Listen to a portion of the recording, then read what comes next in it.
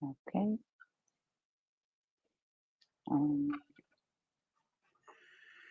so, welcome to Sattva Project, Open Heart, Open Mind. Today we have a very special guest, Christopher Wilkinson. I want to say hello, Christopher Wilkinson, and thank you so much for accepting our invitation for this interview. It's going to be a pleasure to spend this time with you, knowing about your work, your amazing work, a lot of translations you have done, and such a deep works, such a deep translations you have done. So for me, it's a big honor to have you here in Sattva Project for this interview. And maybe our audience doesn't know you or is not familiar with you, so I will start to introduce you to everybody. So Christopher Wilkinson began his study of Tibetan and Sanskrit in 1972. He holds a BA degree in Asian language and literature and another BA degree in Comparative Religion. He got his Master of Arts in 1988. His thesis was on the Tantra Clear Meaning, which he had now translated and published, correct? Yes. So his academic work includes 3 years as a professor in English literature in Sulawesi, 5 years as an adjunct professor at the University of Calgary, and 15 years as a research fellow in the US and France. He has published 12 books of quality translations of Tibetan literature to English, touching on every aspect of the transmission of Buddhism. His Great Perfection series includes 6 books that show us the earliest presentation of the Great Perfection. In total, he has 44 translations till today, which is simply amazing. So congratulations. And his Sakya Kongma Series includes 6 anthologies of translations of the original writings of the founders of the Sakya tradition in Tibet. So welcome, Christopher Wilkinson, to Sattva Project interview.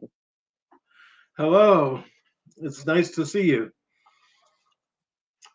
And I think I'm really happy to share with you some of my history and what I'm doing and how it might interest you. And so I'm really happy to be doing this interview. Yes, and we are very happy to have you here, especially for 2 reasons. First, your wonderful bio and CV, your academic experience, your translation experience. Your work is simply amazing. And second, because we had a previous interview with the wonderful Dr. Rudolf Bauer that mentioned one of your works and even recommend one of your books. So these are wonderful reasons to have a guest like you. So I will start our interview. Okay. Now that our audience is already familiar with you, I'm going to start this interview with you and start by a very simple way. How did you start your career as a translator? What inspired you to do this, Chris? Well, when I was 15 years old, my mother was a yoga teacher. So I grew up hearing about yoga and meditation and all of that. And when I was 15 years old, I decided that I wanted to meet a Tibetan Lama. And I went to see Trungpa Rinpoche in Boulder in 1972. And Wow. he had just arrived in Boulder, those were the teachings that later on became the book, I think, Cutting Through Spiritual Materialism. But I met Trungpa Rinpoche. At that time, I was 15 years old. And I had this translation that Trungpa Rinpoche did of the Mahamudra prayer. And I read the Mahamudra prayer many times. And finally, I decided I just had to ask him. So I arranged an interview and I got to see him. And I said, "What does this mean?" And he said, "Isn't it obvious?" And I was like, I expected him to give me some sort of explanation, you know. But Mm-hmm. as I thought about that, he was empowering me to find my own understanding. But I did find out that I did not feel comfortable as a teenage kid in Boulder by myself. And so somebody there told me that there was a Lama who lived in Seattle named Daishon Rinpoche, but he was an old man and he had no translator and he spoke no English. Mm-hmm. And my family was living in Seattle, so I went back to Seattle and I found him in the phone book. I mean, In the phone book. in the phone book, it had his address because back then we Wow. had phone books that had everybody's address in them. And Yes. so I just went there to his house by myself. And I knocked on the door, and this old man opened the door and he saw me and he just invited me right in. And then there was this other old man sitting on a chair by the window with beads in his hand and a crutch beside him. Um, and um, and these was Daishon Rinpoche and his brother. They invited me right into the house and sat me down at the couch and offered me a cup of tea and sat there, and we couldn't really communicate, but they were very friendly and we had a basic conversation and all that. And I was really impressed by Daishon Rinpoche. And I Wow. went there to his house a few times. And then David Jackson arrived from India and he was able to translate. And so I took refuge when I was 15 from Daishon Rinpoche. And Wow. I was very, very motivated to because I wanted to know what his wisdom was. And I knew that the Wow. only way that I was going to do that was by learning Tibetan. Mm. And there was no other way to access this person than to learn his language. And Yes. it happened that the University of Washington had a very good Tibetan program at that time. And they had one of the best libraries of Tibetan books in the world. Mm. And so I signed up at the university to learn Tibetan. And Mm. my whole goal was to get to the wisdom that this man had. I mean, this man, he was a refugee. He lost everything. He lost his country. He was living in my country where he couldn't even speak English, you know, Mm. and he managed to maintain his happiness and his positive view. And he had one leg that was like permanently damaged, so that he had to go everywhere on crutches. But he managed to keep a positive attitude, and that impressed me very much. And I was also very much interested in learning the secrets wisdom of the East. I wanted to find the ancient secrets and all of that, and I was very much like a treasure hunter. And Oh. I never got very active in things like Tibetan politics Mm. or Tibetan businesses or Tibetan enterprises or the construction of monasteries or any. Yeah. I never got interested in any of those things particularly. I was Mm. always interested in the wisdom that was in the books. And Desha Wow. Rinpoche was a book person. He loved to read and to talk about books. And so I could tell you a whole long story, but we don't have a whole lot of time. But Yeah. in 1984, I was Mm. Desha Rinpoche was leaving Seattle to go to Kathmandu, where he built a monastery. And I Mm. knew that it would be the last time that I saw him because he was old and not well. Mm. And I went to his house and I made an offering, and and and all that. And then I had a very frank discussion with him, and I said, like, you're going back to Kathmandu, and I'm here, and I don't know how to go on with my path. Like, what should I do? And he said, you should focus your attention on the great perfection, and particularly the transmission handed down from Padmasambhava. Yeah. And he knew me A big very responsibility. well. He Big knew me very well from all responsibility. that time. So I said, one of the things I said is, do I need any empowerment to do that? And he said, you've already received all the empowerments from Dingo Khyentse Rinpoche. So you don't need to worry about getting more empowerments. And you have the blessings of your lamas.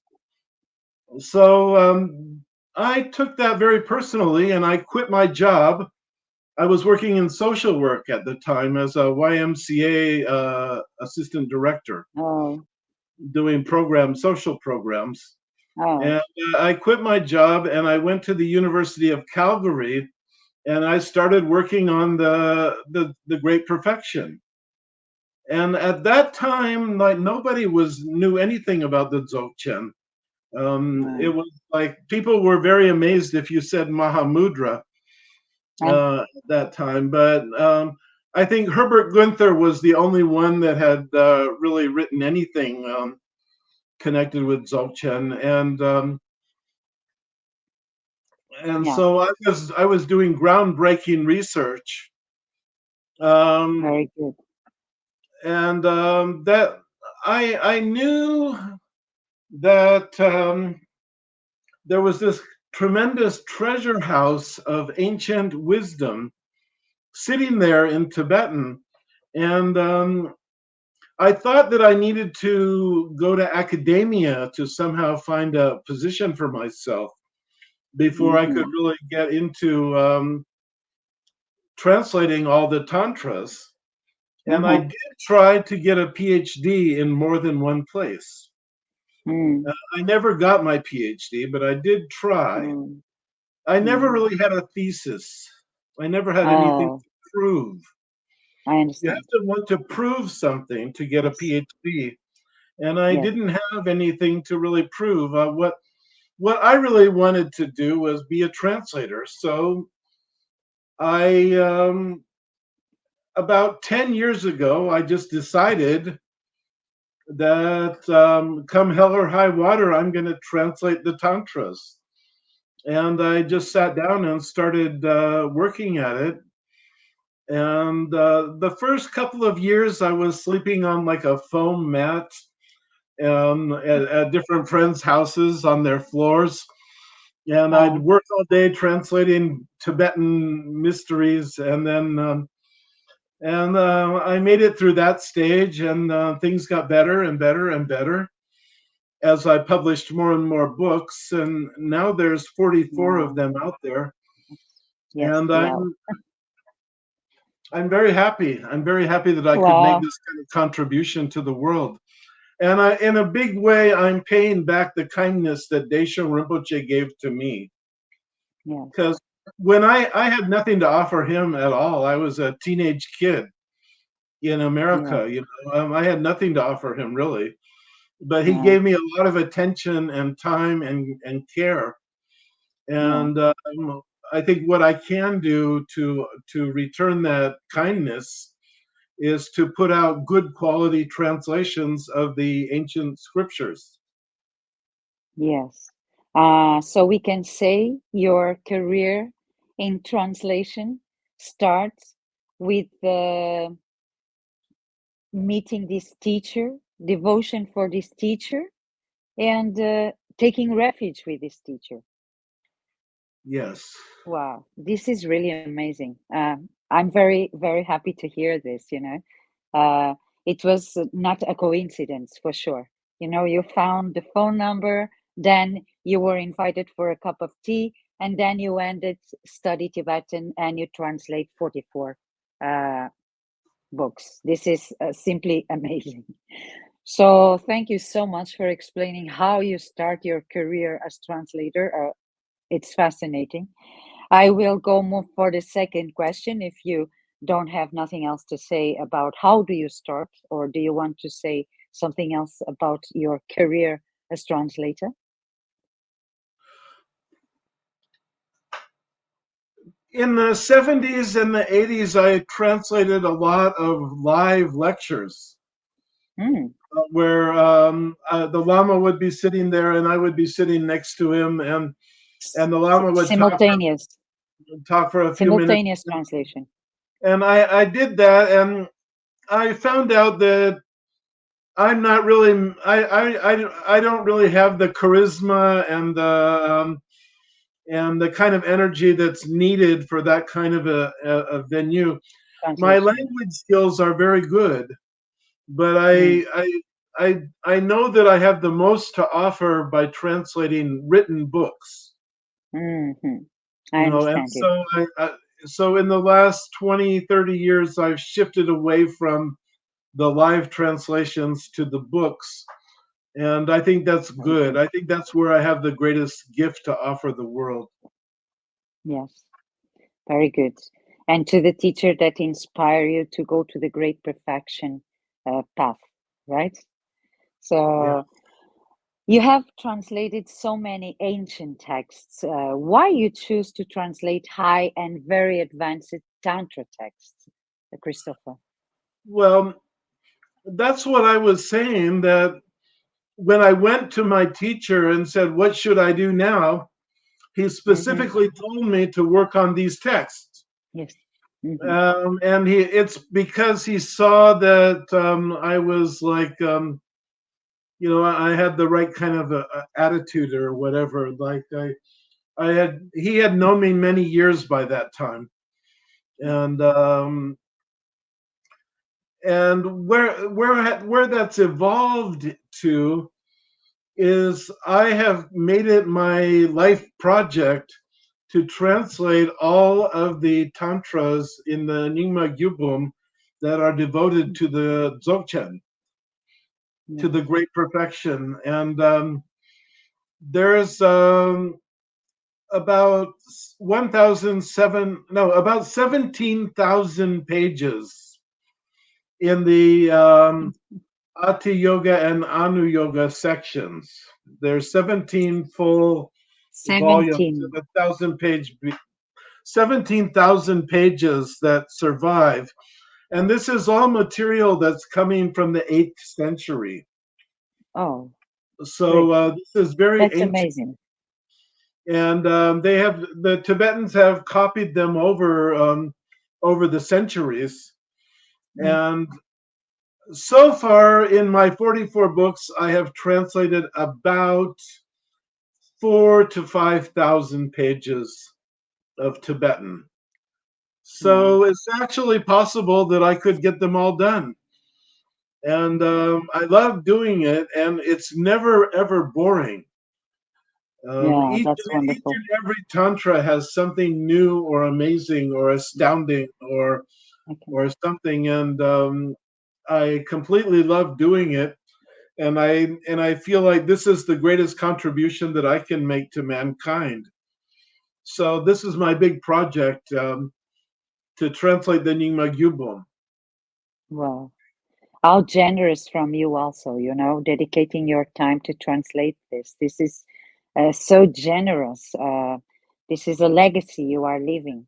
It's very, very important. I deeply rejoice for that. I think that these books are going to be appreciated much more in the future than they are right now. As right now, they're just coming out one after the other quickly. And people don't have time to really read them all and think of it carefully. But I'm sure that in 50 years or 100 years, they will be much more widely read. I'm sure of that. And these are tantras that survived already for 1,300 years. Wow, yes. And there's every reason to believe that they'll survive for a lot longer. Yes, absolutely. So I will ask you something. Many people have commented on the all-creating king. I interviewed Dr. Rudolf Bauer before, who recommended this book. So can you tell us a little bit about the All-Creating King, your translation of it, and the impact it has made, please? Well, this is my translation. It has a rhinoceros on the front of it. Yeah, we showed Dr. Rudolf Bauer. He showed that book in our interview, Yes. precisely. And Yes. a lot of people say that the all-creative king is the most important and fundamental of all the Dzogchen Tantras. And in the collections of the manuscripts, they put the all-creating king at the very first Tantra in the first volume. So if you're going to go to the 100,000 Tantras of the ancient ones, the Nyingma Gyubum, the very first Tantra you're going to meet is the all-creating king. And it's a large text. And it has, I don't remember the number of chapters, but there are maybe 84. In this Tantra, we get the voice of the great perfection itself saying, I am the creator of all things. And as we read it, we realize that what the Tantra is trying to explain to us is that we are the creator of all things. Mm-hmm. Each of us is the creator of our own reality. Mm-hmm. And our own reality is all we have. Yes. And when you see that your own reality is all you have, and you gain a sense of responsibility about your own reality, that I am responsible for the reality that I create, then this allows us a kind of empowerment, the empowerment of personal responsibility. Yeah. And with a vision that's almost divine. Yeah. I mean, the people that talk about God and the people that talk about the all-created king I don't know if they're talking about the same thing or not, but many people have said that this is where we find a sense of divinity in Buddhism. I don't know. And on all these things, I reserve judgment. Mm-hmm. My job is to translate as accurately and beautifully as possible. Mm-hmm. And I don't have any idea at all about whether it's doctrinally correct or incorrect, or which theory agrees with which other theory, or which Tantra is like speaking out against which other Tantra. I don't get into the philosophical and theoretical side of it at all. That's what they do in the academy. As a translator, my responsibility is to, whatever it says in Tibetan, it's going to say it in English. Yes. And then other people can worry about whether there is an idea of God in Buddhism. I don't know the answers to those questions. God or creator, right? Yeah. There is also the creator aspect. So, well, in a very real sense, the bodhicitta is a creative principle. Yes. And the bodhicitta is the nature of our own mind. Yeah. And we do create our own realities. Now, if it helps you to think that there's something divine about that, then that kind of language is there. Yes. But I don't think it's necessary. The sense of enlightenment being the fundamental ground of all reality is that's what the Dzogchen has to offer. That the basic ground of reality is good. Mm-hmm. That is true. Wonderful. So you try to include the Tibetan text with your Tantra translations so that readers who want to discuss the contents with lamas or learn Tibetan masters will have the text ready available. Why you decide to do that? Well, I was at a conference Mm. and I was talking to some other scholars, and somebody said, "Well, it's always so hard to find the original texts, and what we need to do is just photocopy them and put them in our books." And I thought about what that person said, and I thought, there's some very good reasons to put the Tibetan manuscript there. Number one is authenticity. Like people, when they read these tantras, they might say, well, maybe Chris Wilkinson made this stuff up. Maybe he's just a good poet. Like where's the proof that there's any scripture like this? And so in that case, there it is. That's the original scripture right there. And that also empowers people, even if you don't know Tibetan yourself. If you really have a question about something in the Tantra and you go to somebody who's a Tibetan master, then you can show them the text and say, well, what is this about? And you can have a conversation about that. And also, and this is very important,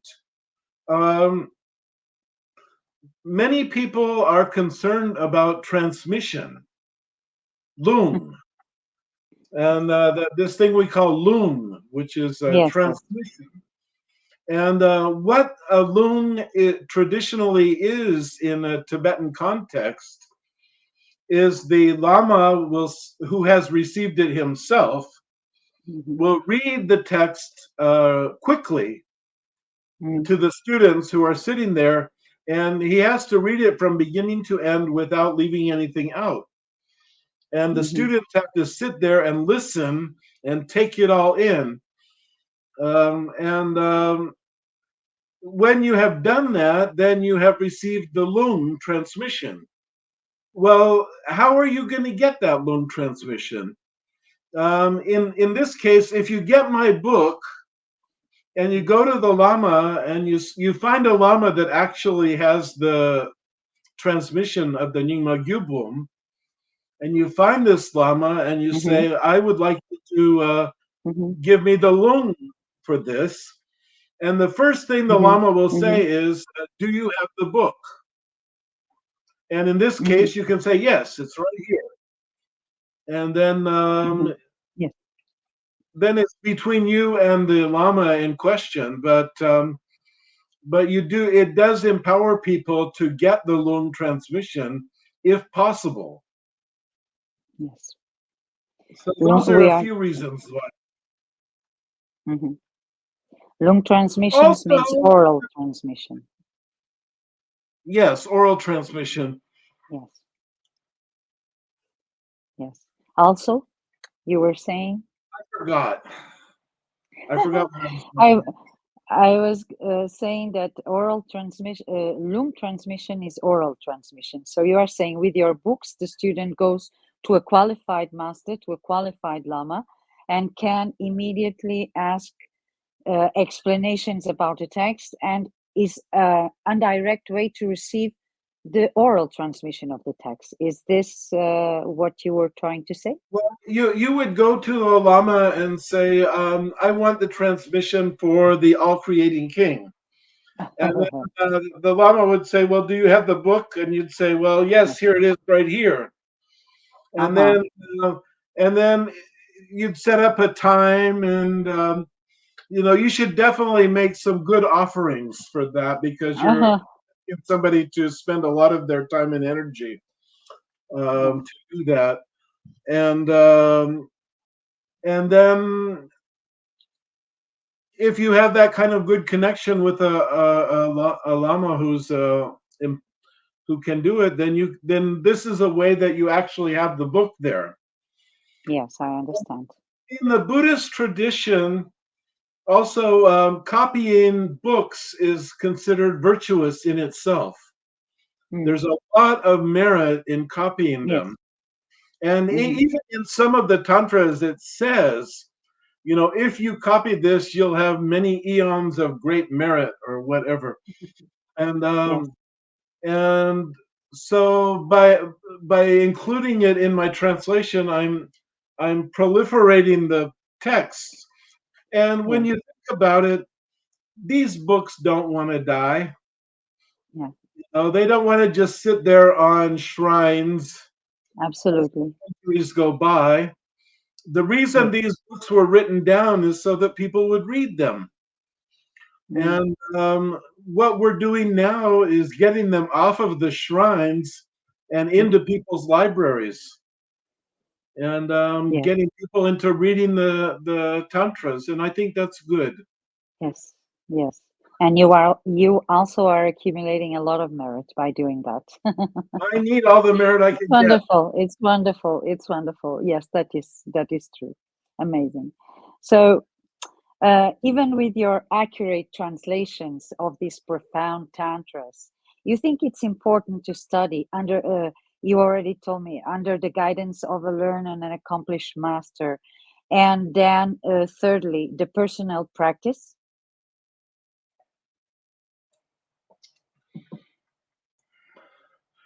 I started out with a good teacher, Yes, and that's the big and point.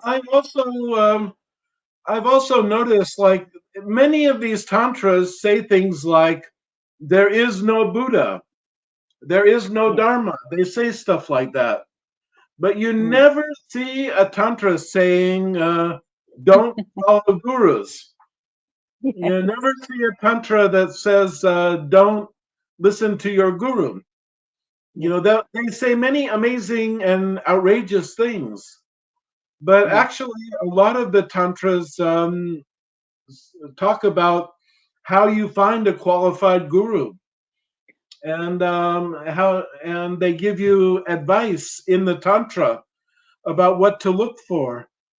Yes, And that was the point of my question, to go there, because these are highly advanced tantras, and usually you need a proper guidance from a proper master in order to understand the meaning of what you are reading and in order to do an effective practice of that. Is am I correct? yes, and I think if you go to a teacher and you've already read the book, Hmm. you can have a much more intelligent conversation with That's the totally. teacher. And also, some of the books tell you how to avoid bad teachers. And Yes. so, if you read the books and then you go and see a teacher, then you'll have a good understanding of what the words are and what the ideas are and what the issues are. And Mhm. like, Yes, you also add the skillful means to analyze the teacher because you already read it in the text. yes, yes. And if you read the Tantras and then you go, Yes. I mean, I'll tell you, I see some strange stuff appearing on my Facebook feed, and people are calling Dzogchen Mm. things that I never see in the Tantras. Yes. There's a lot of stuff being said that is not really found in the scriptures. And there's Yes. really but you know, we're all on our own in that. We have to find qualified teachers. And Yes. when you can read the Tantras, then you know what they're really about. And then if you meet a teacher and they're teaching about that, then Mm. you say, well, okay, Chogyal Namkhin Norbu was very famous Yes. uh, for being a teacher that really manifested the wisdom that he was talking about, Yes. and Definitely. that kind of authenticity is precious. And if you can find it, then you should take advantage. Really. Yes, that's very important point because you mentioned something about many comments and things that appear in your Facebook wall mention this is Dzogchen, that is Dzogchen. I think Dzogchen is becoming fashionable. And then there is a big misunderstanding about the question because, as you said, many things that are said are not in the Tantras. So this is very, very important point you are bringing out. So I thank you very much for bringing this up. And Also, we have to be careful because yes, the Dzogchen that they talk about in the Tantras might not be exactly the same thing that Jigme Lingpa and Longchenpa were. I mean, it's the same inspiration, you can say that. But, like, for example, in some traditions, they call generation and perfection stage meditations Dzogchen. But in the Tantras, it says there is no generation or perfection. And so the thing is, yes, it's very Shogyan, difficult to practice when yes, you have Shogyan nothing to Namkhai do. Norbu used to refer to that. I guess Shogyan Namkhai Norbu, he used to refer to that about these stages, that in the Tantras, they never mentioned that in the texts. No, in the Tantras, it's not there. And he said it himself. Yes. I've translated all these Tantras, and you don't find creation stage yoga in the Tantras. But many teachers are teaching some kind of dzogchen that includes creation stage practice, Yes. and we Yes. can't say that they're wrong Yes.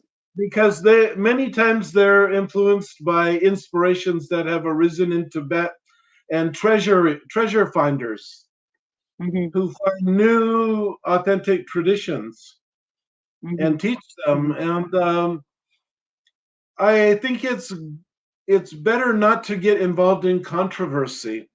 Yes, yes, But of course. generally, I There are just many different translate. interpretation of the texts, and many are based on the what we call the termas, right? Yes. So that is very different issue, is just a different perspective from the tantras and the tertans and some texts from particular Tibetan tertans. Is this correct? As I understand it, Mm. but I am not a scholar. I mean, I For me, mean, you are. there are many, For me, many you are. people that are much, much wiser than I am about the developments of Buddhism in Tibet.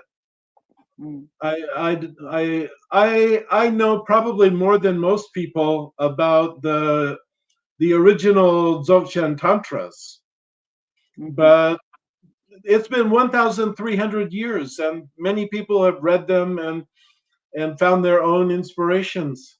Yes, absolutely. And that's That why is they stay true. alive.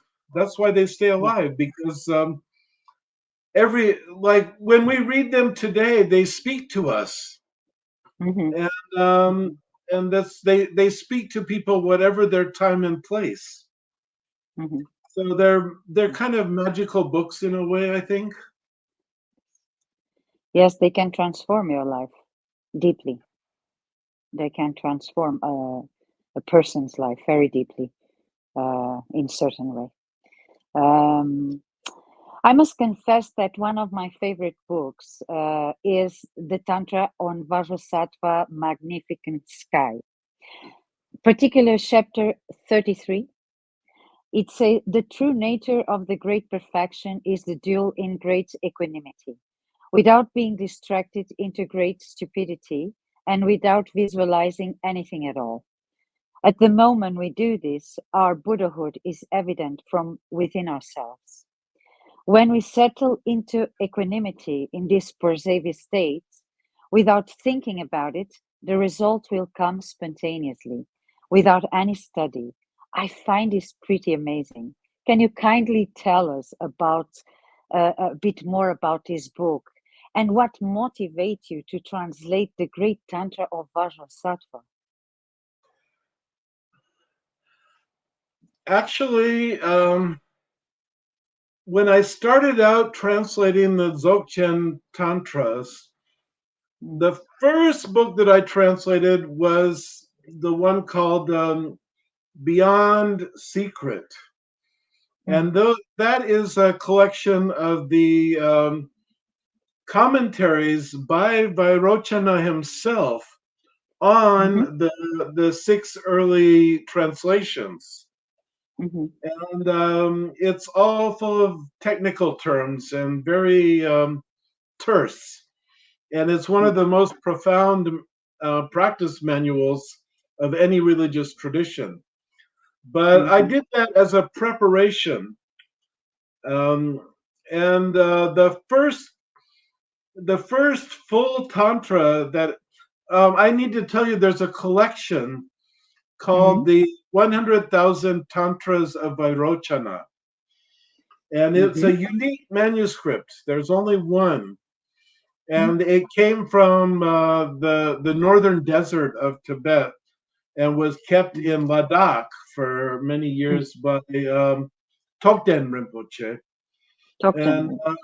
And and Tashi Gangpa published a photo offset of this unique manuscript many years ago now, 50 years ago or so. And the very first tantra in the 100,000 tantras of Vairochana is the great tantra of Vajrasattva. And it's in a 100-page version. Now, in the collected tantra, in the 100,000 tantras of the ancient ones, the Nyingma Gyaltsab, there are two tantras. There's two tantras that are called the Great Tantra of Vajrasattva. And one of them is about 240 pages long, and the other one is 100 pages long. So the evidence is that the oldest tantra is the one that's preserved in the Vairochana Gyaltsab. And the 100-page version is the most ancient of all the Dzogchen Tantras. They're the earliest translations. So it was given a premier position by the compilers of the collections. So I wanted badly to translate it, and I made that my first project of a tantra, and it came out beautifully, and many people liked it, and it was a real inspiration to me to see that I could do that and that people liked it, and that gave me much more hope in my adventure, and Definitely. And so it's I'm very lucky because I can do something that I love, and also I learn from my books. The books that I work on are my teachers, and as I go through things personally, I find things in the tantras that speak to me, and I feel lucky that way. Yeah, I totally agree with you. I find I had found in this tantra many things that speak to me. So that's why I was asking why you decided to do that, because it's brilliant. It's so deep. It's so wonderful. So inspiring. So amazing. This is my personal opinion, of course, but I already talked with other people that said the same, that they feel the same when they read this book. It's incredible. So congratulations, really. I honestly talking by my personal experience, but also from some friends that I have discussed about this book, and it's really a brilliant work. It's really brilliant, really amazing. Thank you so much I for would that. like to translate the 240 page. What it looks like happened is they translated the first part of the tantra, and then many years later they went back and they found a larger manuscript or whatever, And the first part of them, the first part is the same in the two, and the other one is just longer by much longer, and it's one of the things that I hope I can do, because that I mean, Vajrasattva is really where it's at when you get into the Dzogchen. It's all about, and so all of the Dzogchen tantras are pretty much conversations between Vajrasattva and Samantabhadra, who I call the all good one. The all good one.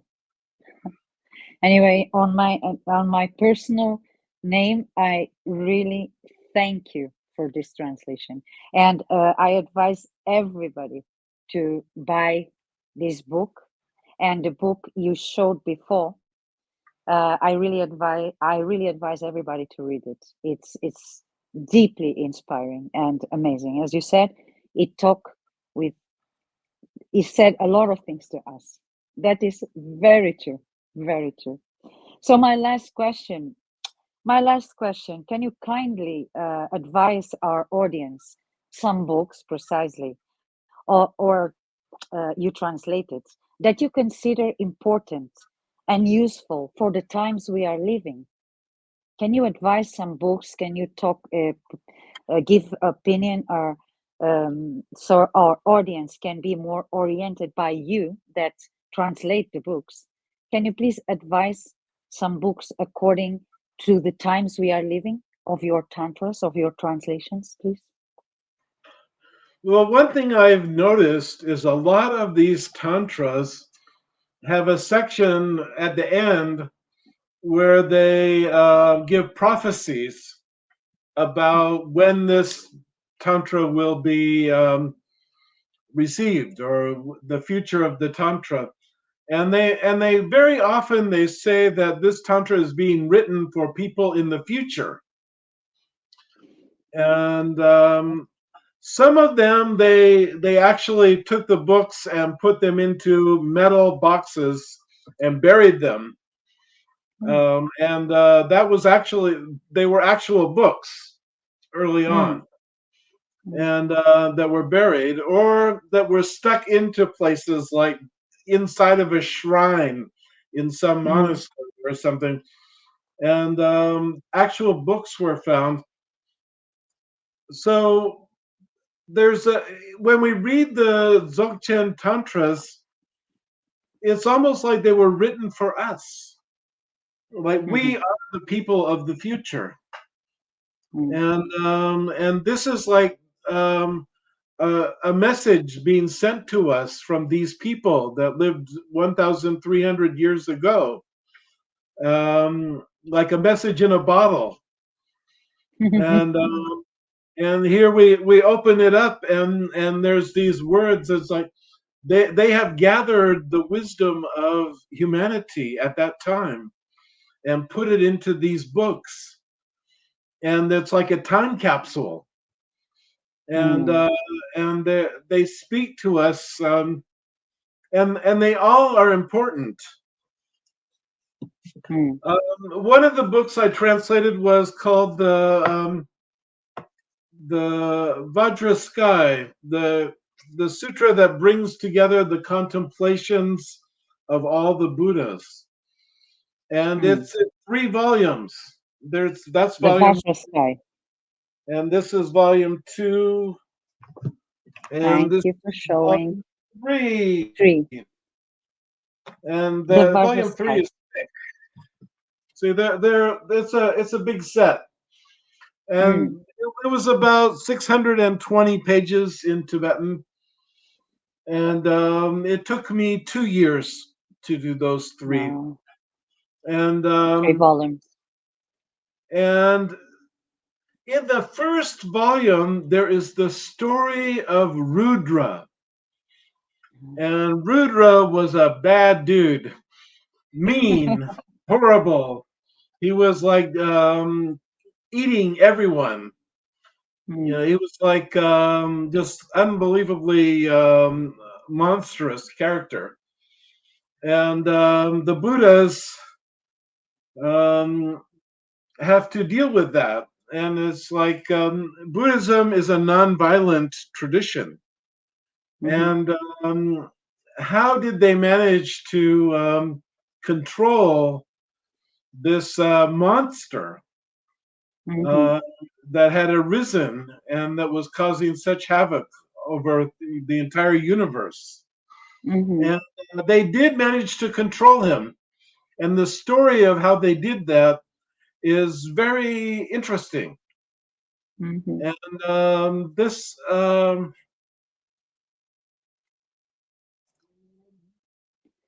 all these details are in the other 2 volumes, right? no, well, then the other 2 volumes go into other things. The first volume has the story of Rudra in it, and I think a lot of people would find that very, very meaningful in today's world where warfare and famine and disease and all these things are running rampant. And we have mass confusion and hatred and jealousy and greed are like running the amok in our world. And many of us are looking for solutions. And I think that the Great Perfection does have something to offer us. And many people have said that they gain inspiration by reading these books.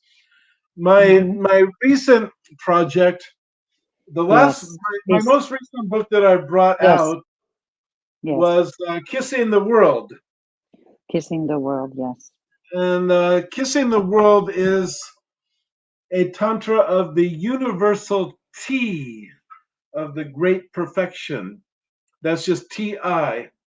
Because what we have is we have the Ati, as in Ati Yoga, and then we have the Yang Ti, and then there's the black Yang Ti, and then there's the single golden grain of the Yang Ti, and then there's the Chi Ti, which I translate the universal Ti, and these are all, maybe we could call them like branches of the Dzogchen tradition. They're classified as Dzogchen.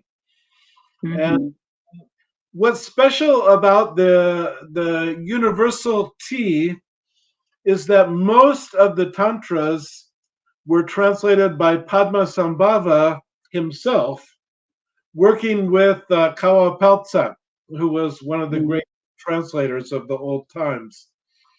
And as I told you earlier on, my teacher Desha Rinpoche told me to study the Great Perfection and particularly the transmission of Padmasambhava. And here in the 10th volume of the 100,000 Tantras of the Ancient Ones, I find collected tantras that were translated by Padmasambhava about the Great Perfection. And this is very exciting material. Wow. And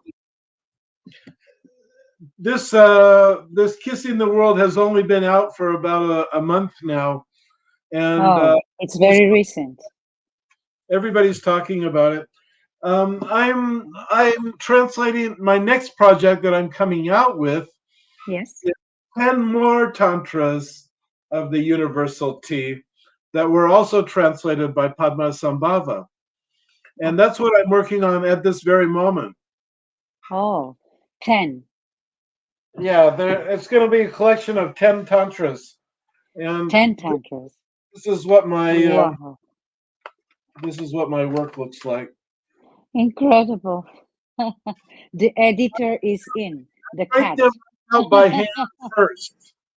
All my translations I write out by hand first, and then I think about them, and if I need to change anything, I can. And then when I type them in, I refine them, and that's the system that I have worked out. Wow! So you have a big job. You are working in a big job, a big project now. This 10 tantras are this is quite huge, but must be amazing. You said directly translated by I've Padma already Sambhava. finished more than half. And yeah, they're translated by Padma Sambhava. You know, I'm Wow. amazed by that. These are such important tantras. And I'm Yes. sure that as time goes by, many people are going to be reading them. But right now, I just, I don't spend a lot of time promoting my books, and I Mm-hmm. don't. I Mm-hmm. don't go out on the road, and I don't give lectures, and I don't. I Mm-hmm. don't really talk to the magazines and all that very much. Uh, Yes. but my books are selling themselves, Yes, and everybody can find your books in Amazon. I can tell that because that's where I bought. So everybody can find through Amazon and other libraries, but everybody knows Amazon very well. I'm talking especially to the European audition people that are seeing us in Europe. They can easily find it through Amazon. Yes. yes, they're all So on. yeah, they are all there. They are all there. Amazing. So Well, really, many people don't like Amazon, but the good thing about it is when I finish a book and I upload it, within 24 hours, anybody on the planet Earth can get it. And I don't have to live in Los Angeles or New York yes, yes, to be a translator. I can live in a small town where yes, the cost of living is more reasonable and the yes, life is more peaceful. And yes, and I when a book comes out, immediately there's orders coming in from all over the world. yeah, Um, I don't have millions of readers, but I have quite a few readers that do follow my books. yeah. Quantity is not synonymous of quality. So, but I know you have many readers because I discussed with a few people about your books, and all these people have read some books that you wrote, and they were quite impressive. So I am very happy to have you as a guest in this program, in this Sattva interview. Uh, I guess we are finished from now. I hope we can have another interview. I'm inviting you already to have another interview, but to talk particular about your last work. So you can talk more detailed about your last work and explain us a bit more about that particular translation. Uh, you think about it, think about this invitation. And I want to thank you so much for your time, for your generosity in translating all this Tantra. 44 Tantras is amazing. Thank you for your kindness and generosity to all of us translating these texts. And thank you for your time here with me uh, to talk with our audience. And I would like also to ask you if there are some merits in this small interview. I would like to ask you to dedicate the merits, please, if you don't mind. Gewa die gewo kunzanam yeje zozo dezenam yeje lechon wedam pakunito parsho. Sure. Thank you so much, Chris. It was brilliant. May all beings be well and happy and meet the causes of happiness and eradicate all suffering. So, thank you for the dedication. And today is full moon. So, happy full moon to you. And thank you so much for your time for this interview and for the dedication of merits and for your generosity in writing so amazing books. Thank you Thank very you. much. Thank Thank you. you. See you next time. Consider the next invitation. Huh? Thank you. Thank you.